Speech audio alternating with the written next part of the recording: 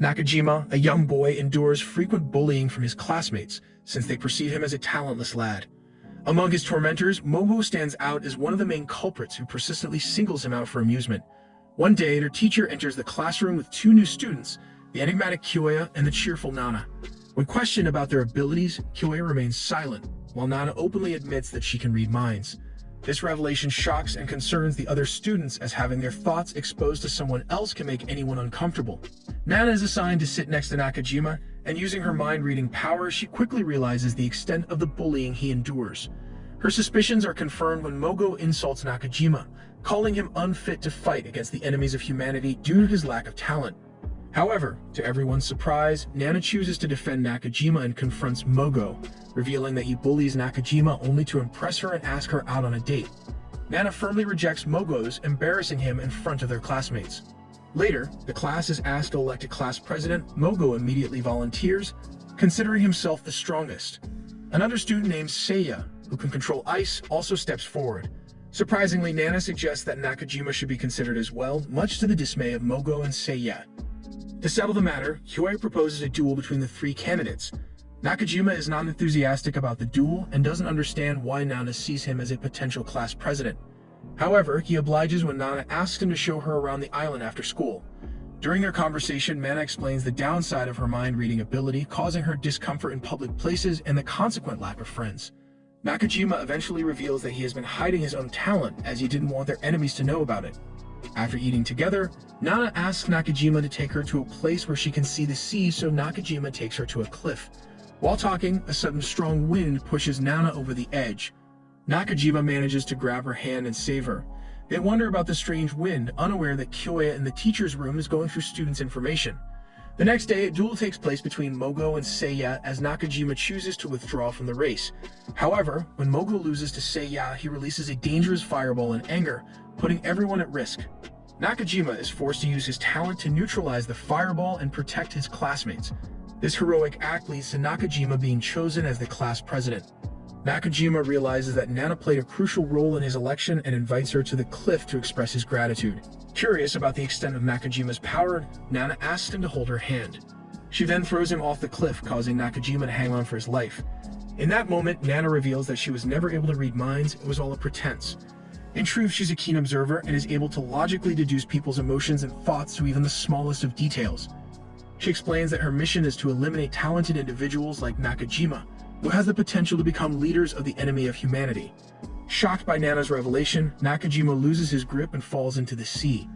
Nana then receives a text message confirming that she has successfully eliminated Nakajima, who was considered a future threat to humanity.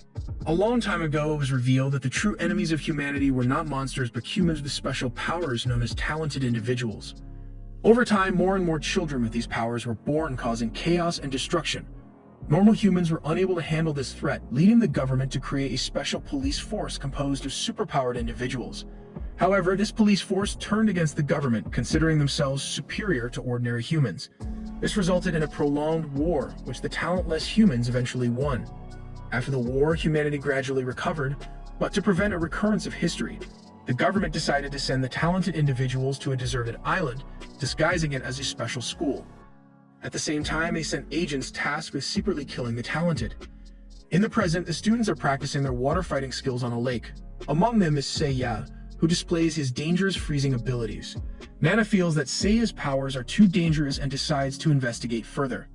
Meanwhile, Mogo gets into an argument, but the fight is quickly stopped by Shibusawa, who has the ability to time travel.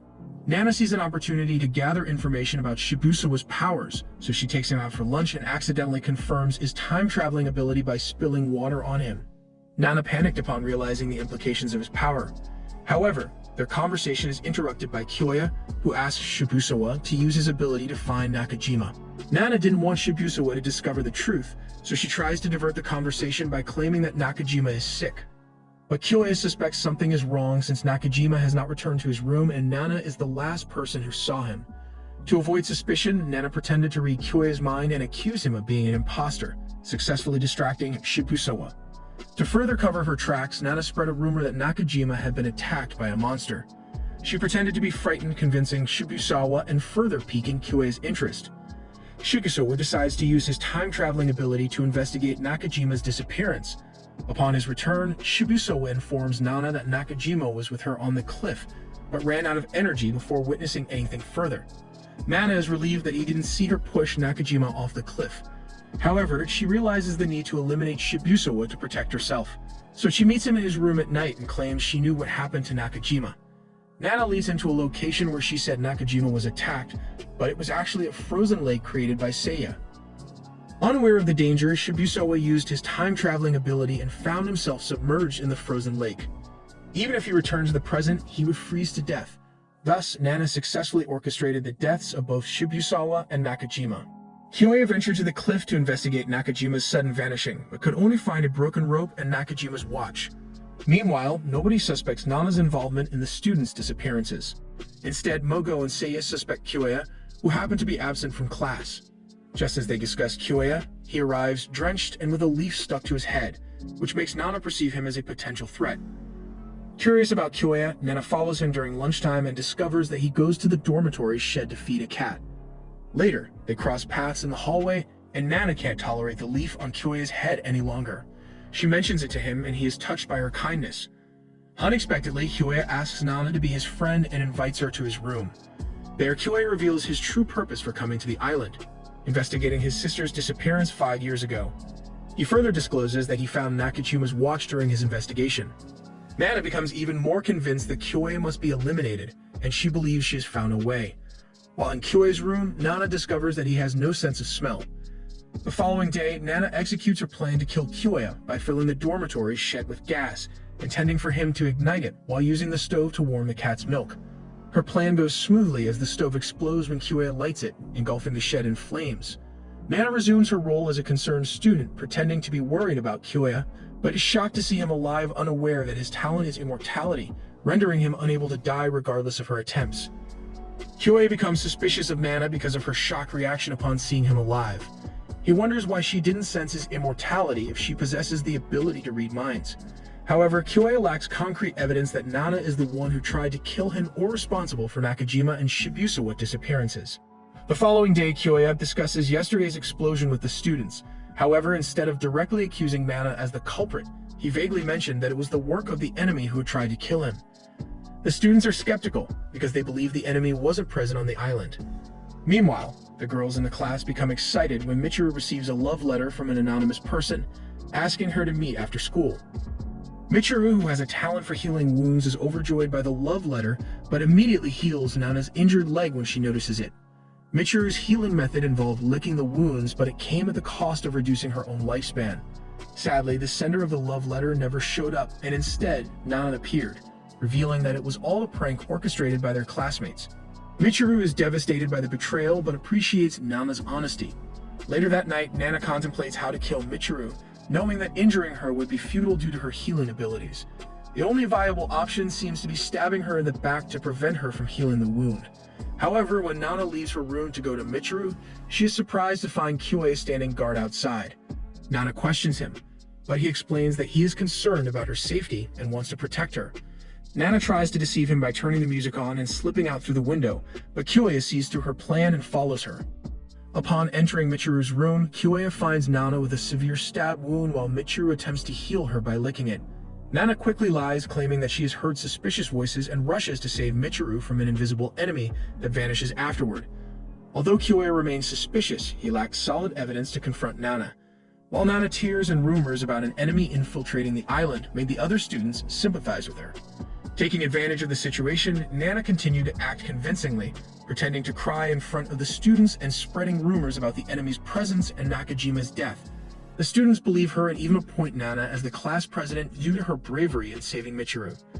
With the support of the students, Nana immediately exercised her authority by instructing Michiru to gather information about everyone's talents in the class. Despite pretending not to suspect Nana anymore, Kyoya continues to question her and observe her behavior. He mentions that Nana's back wound resembles a stab from a knife or ice pick, which contradicted her claim of being attacked by a monster. Although Nana resented his skepticism, she acknowledges Kyoya's sharp intuition and deduction. To make the next murder appear more like magic, she decides to create a new weapon: poison needles.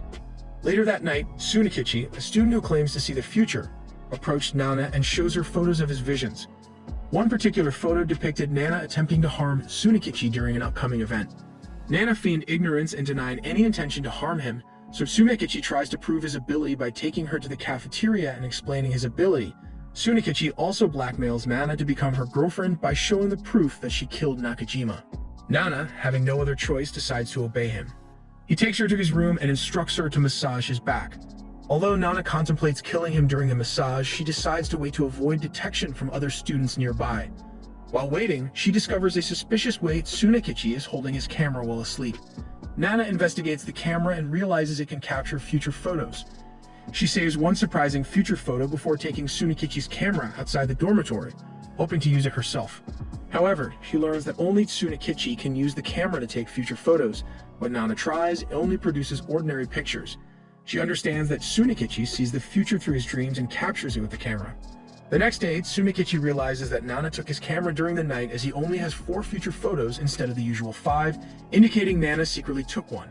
Suspicious, Tsunekichi searches Nana and finds a hidden photo in her clothes pocket. The photo depicts Nana dead, bound by ropes. Tsunekichi believes this means Nana will die instead of him tonight. To prove his theory, he asks Nana to meet him in the shed at 10 p.m. However, Nana plans to kill him instead.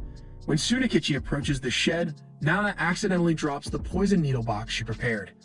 As a result, she resorts to strangling Tsunekichi's neck with a rope, similar to the scene in the initial photo. Unexpectedly, Tsunekichi is prepared and manages to free himself. Nana seizes the opportunity and stabs Tsunekichi's arm with the poison needle, causing him to collapse. In his final moments, Tsunekichi is confused about why he ended up dead, while Nana is alive. Nana then reveals how she lured Tsunekichi into a trap with a selfie she took on his camera, tricking him into believing it was one of his dream photos. She then shows him the real one before he dies. Shortly afterward, Kyoya and Michiru arrive at the shed, searching for Tsunekichi. They had heard about Nana and Tsunekichi's relationship and the fake photo Kyoya found earlier. Nana had anticipated their suspicions and concocted a story, claiming that Tsunekichi was attacked by an enemy.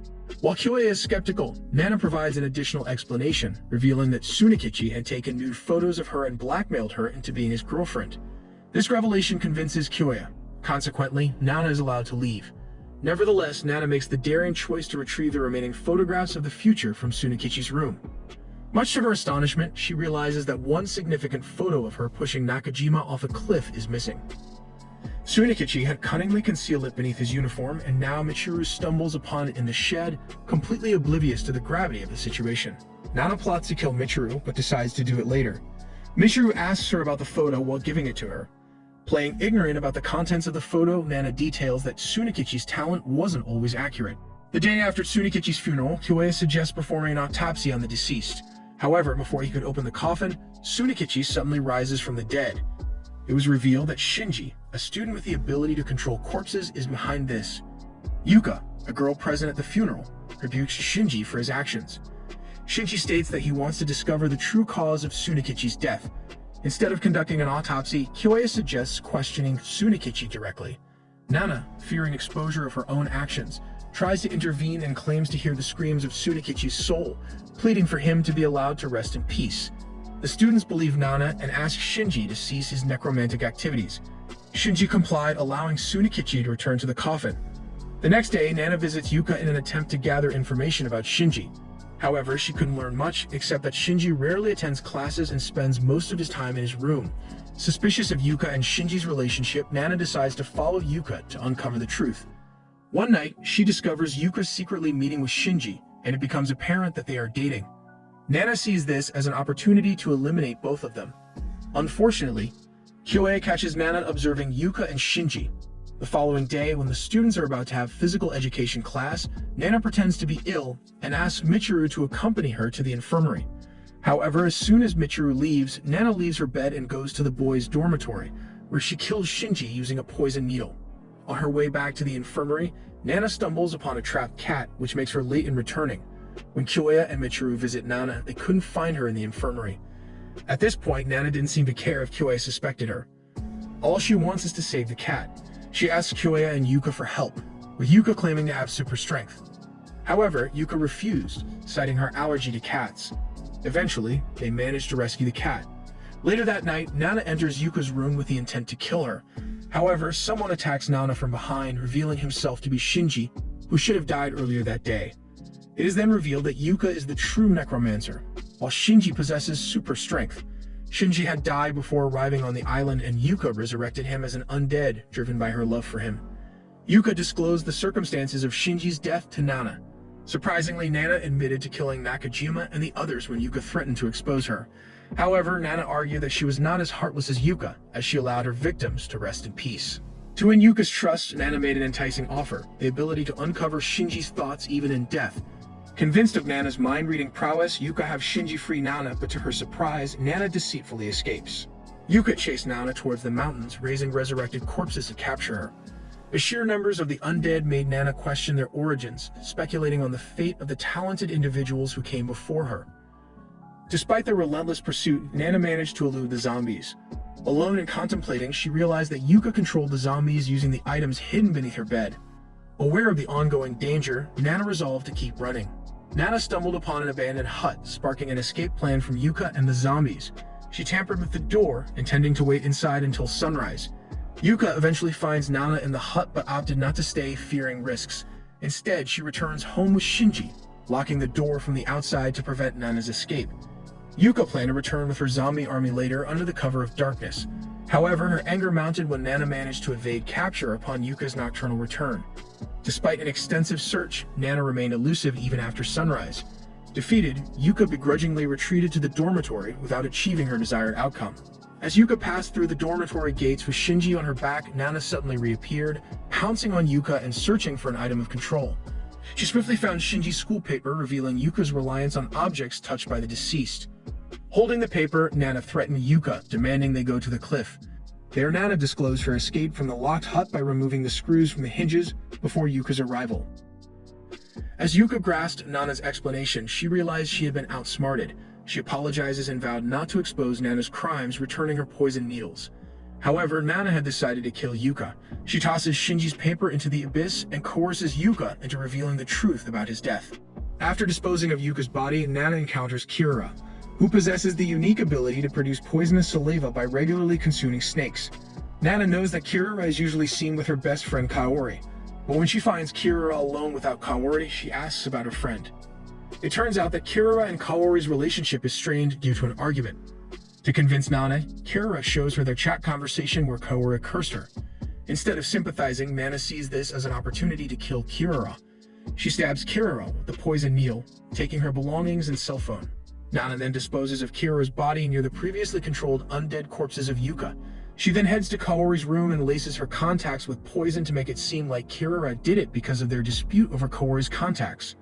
Afterwards, Nana meets Kyoya and discloses Yuka's death and leads him, Michiru, Seiya, and Mogo to a cliff, where she reveals Yuka's secrets. However, Nana lies about the cause of Yuka's death, claiming she jumped off the cliff after being confronted about her wrongdoings, which led to Shinji's demise and the control of his body. Nana requests Mogo to burn all the corpses, including Shinji and Kirura. Kyoya grows suspicious of Nana's crimes, pointing out her lack of an alibi during the murders, and exposes her in front of their friends. Their conversation is interrupted by a scream from the girls' dormitory, where Kaori is found dead in her room. Nana pretends to be surprised by Kaori's corpse, but a brief smile reveals her satisfaction with her method of killing. This time, she has an alibi as she was with Kyoya and the others when Kaori died. Kyoya notices the position of Kaori's hand, suggesting she may have attempted to remove her own eyes. He investigates her death and discovers poison in her contact lens case. This leads him and the others to suspect Kirura, known for producing poison and being absent from school since noon. Kyoya searches Kirura's room, finding information about her search for snakes in the mountains. Realizing that pursuing her there would be futile, Kyoya decides to reinvestigate Kaori's room. During the investigation, Kyoya checks Kaori's cell phone and discovers a text message from Kirura sent at 3 p.m. while they were on the cliff. This message convinces Kyoya that Nana is the killer. He contacts some of his classmates to share his theory. According to Kyoya's deduction, Nana killed Kirura in the morning while she was searching for snakes in the mountains. As a result, Kirura's body won't be found since it was burned along with the zombie corpses of Yuka. While they were at the cliff, Nana secretly sent a message to Kaori's phone using Kirura's cell phone, which she acquired after killing her. This was done to divert Kyoya's suspicion away from herself. Consequently, Kirura's phone is now in Nana's possession. Convinced of his analysis, Kyoya searches Nana, hoping to find Kirura's phone on her. Unfortunately, Kyoya is unable to find a phone because Nana had cleverly hidden it on a zombie corpse. The corpse would dissolve in sunlight, and as it decomposed, its finger would press the send button, triggering a message prepared by Nana on Kirura's cell phone, which would be sent to Kaori. The other students, without being prompted, immediately defend Nana when Kyoya accuses her without evidence. Michiru goes as far as demanding an apology from Kyoya, who reluctantly complies. Later at night, Nana sits alone outside the dormitory, contemplating disposing of the poison she used to kill Kaori. Suddenly, Michiru appears, catching Nana off guard. Nana suspects that Michiru might be an enemy and prepares to defend herself. However, Michiru surprises Nana by suggesting that she takes a break while Michiru stands guard. Nana agrees, closing her eyes, but just as she does, Michiru points a knife at her throat, claiming she knew Nana is the killer all along. Despite Michiru's attempt, Nana manages to disarm her, injuring Michiru's hand in the process. Two other students emerge from the dormitory and instruct Michiru to return, unaware of Nana's involvement. The next day, Nana takes Michiru to a cliff to confront her about the previous night's events. Upon noticing the wound on Michiru's hand, Nana realizes that the Michiru standing before her is an imposter. If she were the real Michiru, the wound would have healed by now. Nana deduces that the person in front of her possesses the ability to transform, and soon after, the figure reveals himself as Jin, a former student. Jin leads Nana to a hidden cave, where he confesses he knows all of her murders.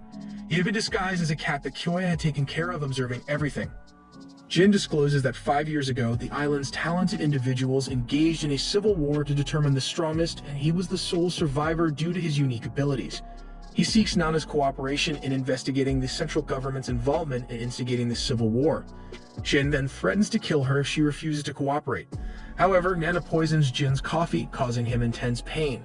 To her surprise, Jin not only copies appearances, but also their talents as well. From this revelation, Nana believes that she found the true enemy of humanity.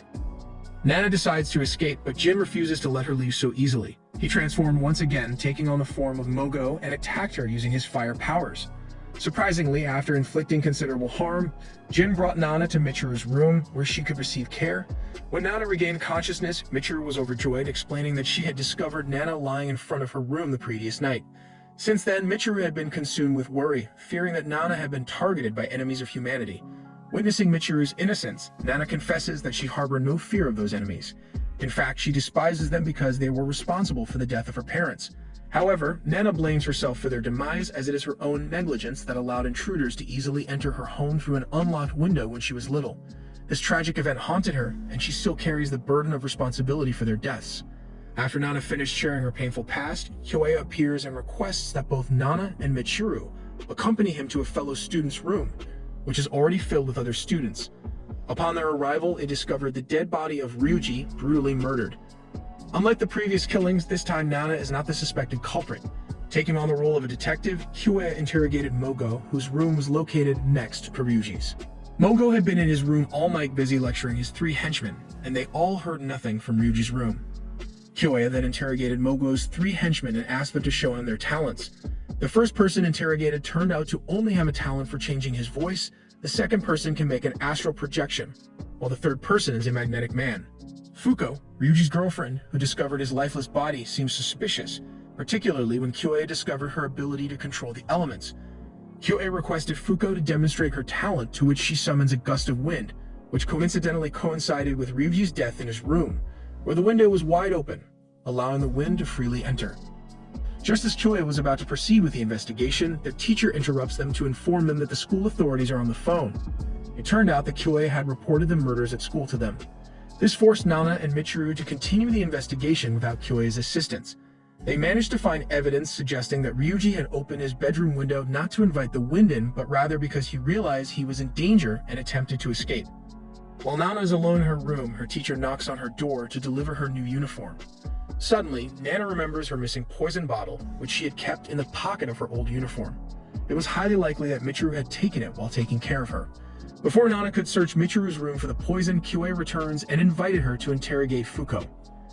During the interrogation, Fuko failed to provide any new information and instead broke down in tears, imploring Nana to help her avenge Ryuji's death. After the interrogation, Nana finally had the opportunity to search Michiru's room. To her surprise, she stumbled upon Michiru's diary instead of the poison bottle. In the diary, Michiru chronicled their experiences since they first met in class, expressing her deep trust and friendship towards Nana. Michiru couldn't bear to see Nana in pain, especially when Nana shared the tragic news of her parents' death. Just as Nana was absorbed in the diary, Jin suddenly appeared behind her, holding the missing poison bottle. While returning the bottle to Nana, he promised to uncover the truth behind Nana being labeled a murderer. However, he subtly reprimanded Nana for suspecting Michiru, emphasizing that Michiru was an innocent girl who had always treated Nana kindly. Jin found it outrageous that Nana would doubt her. Before leaving, Jin asked Nana to check Michiru's bathroom as he grew concerned about her prolonged absence. To Nana's alarm, she discovered Michiru unconscious in the bathtub. Nana chose to prioritize Michiru's safety and dedicated 2 days to caring for her. Finally, Michiru regained consciousness, revealing that she had fainted while using her powers to help a cat. Jin approached Michiru with an injured cat, seeking her assistance. Michiru successfully saved the cat, but the excessive use of her powers caused her to faint while bathing. During this time, Jin stumbled upon a dead rabbit with a similar neck wound as the rescued cat. Realizing that the person responsible for harming the rabbit was still present, Jin confronted them. He made it known that he was aware of their role in Ryuji's death. Although he didn't express concern about the killer's next target, Jin demanded that they cease harming and killing innocent animals.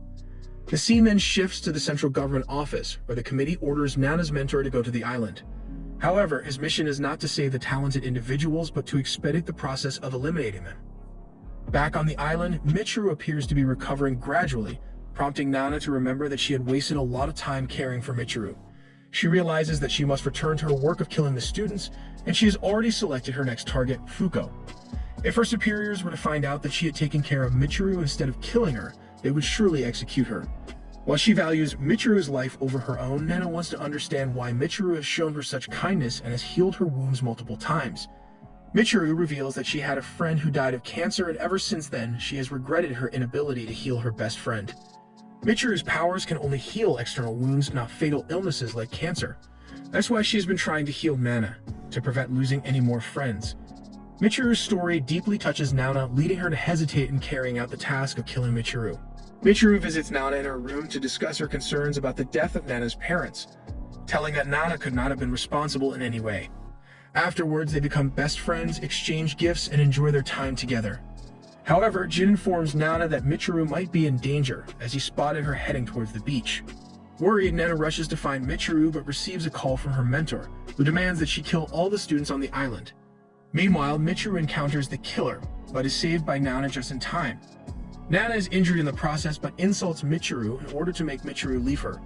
Michiru runs away and the assassin, Rentaru, attempts to finish off Nana. However, Kyoya strangles Rentaru's real body, saving Nana. Unfortunately, Nana is gravely wounded and is close to dying, but she finds solace in the fact that she has finally found a true friend. To her surprise, Michiru returns and heals Nana's injuries, but sacrifices her own life in the process. Afterwards, a distraught Nana holds Michiru's body, crying in pain as she has lost her one and only true friend. Ending the series with a big f*** you. Go read the manga. The end.